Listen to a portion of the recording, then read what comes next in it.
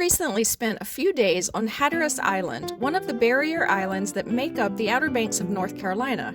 In the next few weeks, we will show you some of the attractions we enjoyed on the island. But today, we are going to take quick looks at 3 restaurants that we really enjoyed during our stay. It was actually more difficult than usual to find restaurants that had available seating. During our visit in late June 2021, there was a staffing shortage going on in the Outer Banks, as it was in many other parts of the country. We stopped at several restaurants that we wanted to try that were either closed for the day or were only open reduced hours due to the staffing shortage. Other restaurants had posted signs notifying customers at the entrance that the wait for food would be longer than usual due to all of these staffing shortages. We did eventually find places to eat, and these 3 we're going to share with you today were our favorites. The first is Shoals Restaurant. This place was attached to a seafood market and a sushi bar. There was a sign promoting their award-winning clam chowder as we entered. We had lunch there shortly after we got to town, and it was good. They have several lunch baskets to choose from, featuring seafood or chicken strips.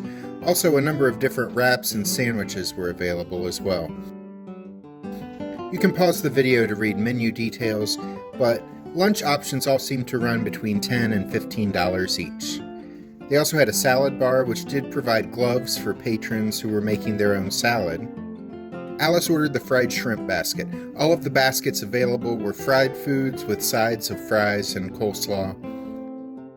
I ordered the North Carolina pulled pork barbecue sandwich. North Carolina style features a vinegar-based sauce, so it's tangy and not as sweet as what a lot of people think of as barbecue sauce. But it was delicious. Our server did offer to bring us a bottle of the more traditional, sweeter barbecue sauce, but I liked it just fine the way it was. And we were excited that my dad was able to travel with us on this trip to the Outer Banks. He ordered the club sandwich, which was a triple-decker with ham, turkey, bacon, cheese, lettuce, and tomato. All of us really enjoyed our lunch at Shoals.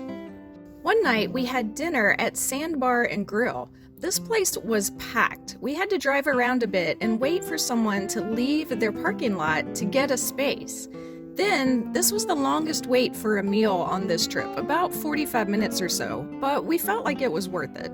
This restaurant has a great view overlooking the Sound. We were looking out onto the water while we ate, and it was absolutely beautiful.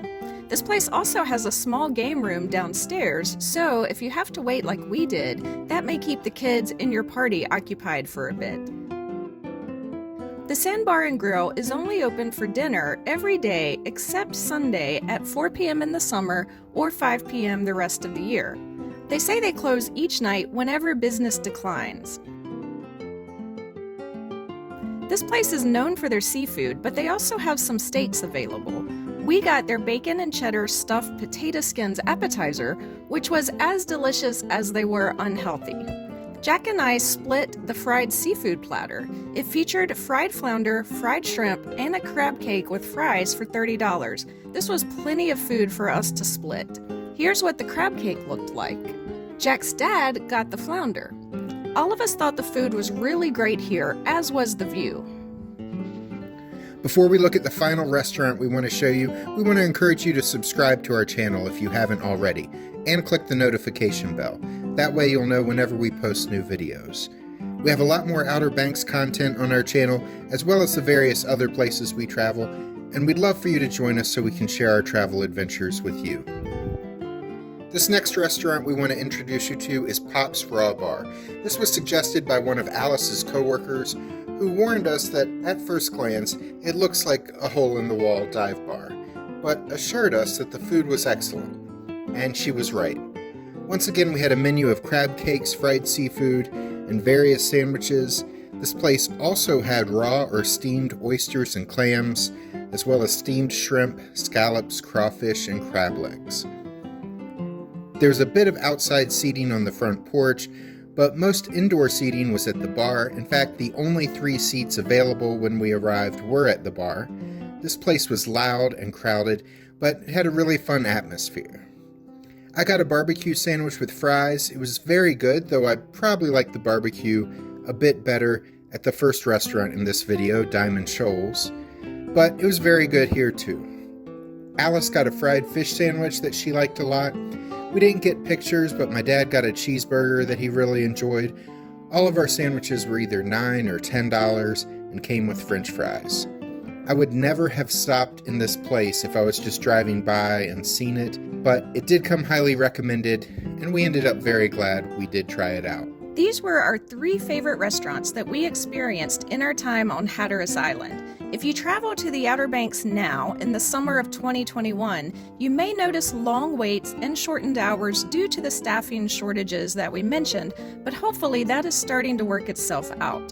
All 3 of the restaurants we mentioned in this video are in the top 20 restaurants on Hatteras Island on TripAdvisor, and they're all listed in the top 12 on Hatteras Island on Yelp if you're looking for further confirmation.